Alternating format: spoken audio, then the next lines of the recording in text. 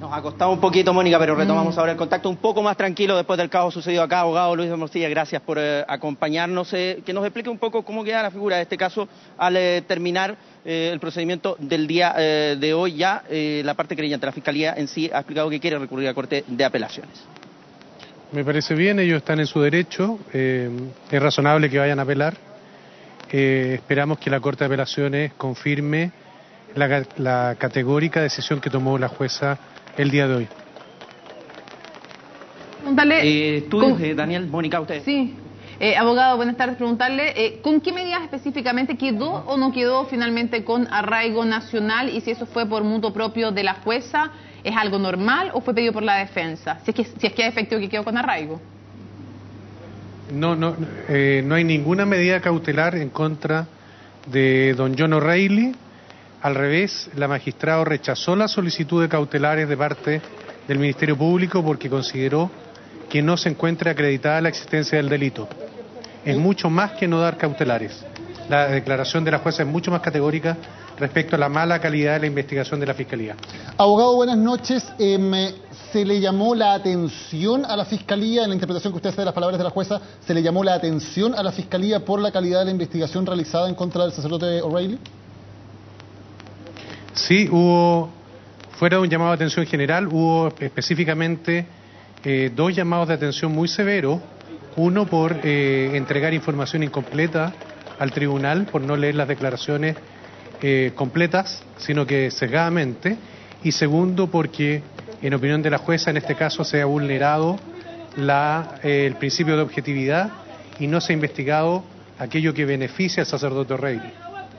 Abogado, ¿nos puede explicar, a ver, qué significa técnicamente cuando una magistrada, no solamente en este, sino que en general, en cualquier caso, dice que no se dan por acreditado la existencia de los delitos? Explíqueme, corríjame si me equivoco. ¿Eso quiere decir que con las pruebas presentadas hasta ahora no se puede decir que los hechos se produjeron, pero no tiene relación directamente con O'Reilly, sino que en sí que los hechos no existieron? ¿Eso es?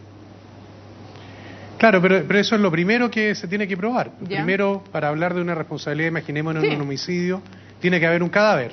Aquí es lo mismo que dijeran, no hay cadáver, no hay hecho punible. Eso es lo primero. Después se verá quién es responsable y después se verá si la persona supuestamente responsable es necesario que esté presa o no. Aquí la jueza resolvió radicalmente, de raíz, el tema, diciendo que la prueba que tiene reunida la Fiscalía es insuficiente para sostener que podamos hablar de abuso sexual en este caso. Ya, pero eso en el fondo está diciendo que hasta ahora la prueba presentada, pero se da el tiempo para que presenten nuevas pruebas si es que quieren intentar probar efectivamente la existencia de los hechos. Bueno, eso siempre va a ser así, pues, Mónica. Eso no, aunque la jueza no lo diga. Eso es siempre así y respecto de cualquier hecho. No hay nada nuevo. No. De hecho, se fijó un plazo de investigación de 120 días que yo estuve completamente de acuerdo. Creo que a mí lo que me importa es avancemos, cerremos esta investigación con el sacerdote O'Reilly en libertad y vamos a juicio oral. Lo que yo quiero es ir al juicio oral donde vamos a demostrar la total inocencia del sacerdote O'Reilly. Abogado, estamos leyendo la versión de EMOL sobre algunos argumentos que se entregaron por la defensa. Le quería preguntar sobre uno en particular. Dice lo siguiente la información, que la defensa basó su argumentación en, comillas, la problemática personalidad de la principal víctima de inicial J, producto de su condición de trilliza y única mujer. ¿Fue ese un argumento y se nos podría explicar en qué se basa? No, es que eso no es cierto. No. Quien escribe eso no soy yo. En consecuencia no tengo que responder por una afirmación que no he hecho. Esa afirmación no la he hecho, está en el registro de audio de la audiencia, no lo dije. Perfecto, es un error de la información de MOL, entonces no es ese un argumento que se haya utilizado. Es un error completo, nunca he usado la palabra problemática, nunca me he referido a la menor en esos términos, ni mucho menos. Y en cuanto a su condición de trilliza, la única afirmación que hice fue que en el informe original de la psicóloga Chavarría, ella no tomó en cuenta esa condición, nada más. Perfecto. Pero hice una afirmación al pasar sin que en ello hubiera una crítica, simplemente decir que ahí había un olvido. Para aclarar, lo que sí exhibimos fue el video que tiene en YouTube una persona que ustedes entrevistaron hace un tiempo atrás. Usted, señor Matamala, ahí estuvo un señor Ricardo Andrés, creo, que es como el jefe religioso de la señora Chavarría. y exhibimos un video que acaban de subir a YouTube en que habla él y ella misma se refiere a la mala calidad técnica de su informe pericial. También para aclarar también otras cosas que están saliendo y para ver si efectivamente son o no parte de su argumentación, abogado, también que, comillas, cito nuevamente a Emol, argumentó que la niña J tenía cambios de personalidad, era violenta, no tenía amigos e incluso golpeaba a sus compañeras. Le pregunto, ¿fue eso o no parte de la argumentación de la defensa? No, eso es una lectura de declaraciones de testigos en la causa. En la carpeta hay personas que declaran, hacen esas afirmaciones. Abogado, entonces directamente para usted, ¿por qué no son creíbles los testimonios que se han presentado hasta ahora si es que efectivamente no son creíbles, que es lo que suponemos? ¿Por qué? A ver, eso primero hay que preguntárselo a la jueza. La jueza es la que escuchó durante 8 horas a las 3 partes, fiscalía, querellantes y a nosotros, y llegó a la conclusión que llegó.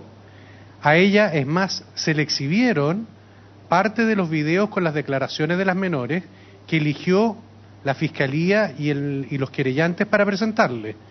Yo me imagino que trataron de elegir las mejores partes de esos videos con las declaraciones de la menor, y la jueza dio una abundante y sólida argumentación para decir que esas afirmaciones no eran creíbles. Abogado, para usted, ¿cuál es, si usted sostiene la inocencia de su defendido, cuál es para usted la motivación que hay detrás de estas acusaciones?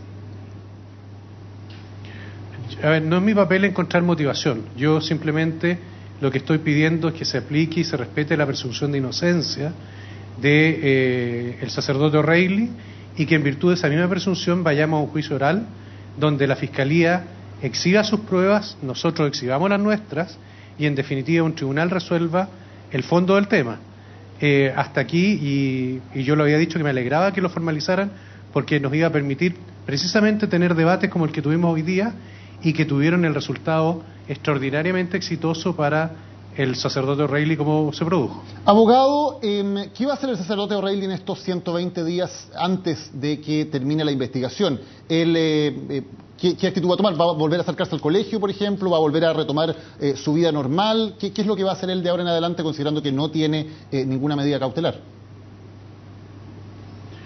Bueno, va a seguir su vida como ha sido durante estos 14 meses que lleva esta investigación. Esta investigación lleva 14 meses, empezó en julio del año pasado. Y el sacerdote O'Reilly ha llevado una vida normal, tranquila. Yo me imagino que va a ser eso. No he conversado al punto con él, de hecho no alcancé a despedirme con la cantidad de periodistas que había a la salida.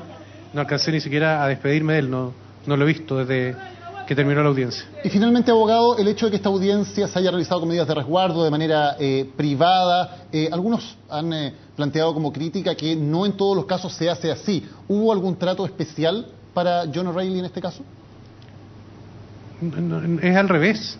La gente que se le prohibió el ingreso a la sala era gente, yo diría, cercana al sacerdote O'Reilly.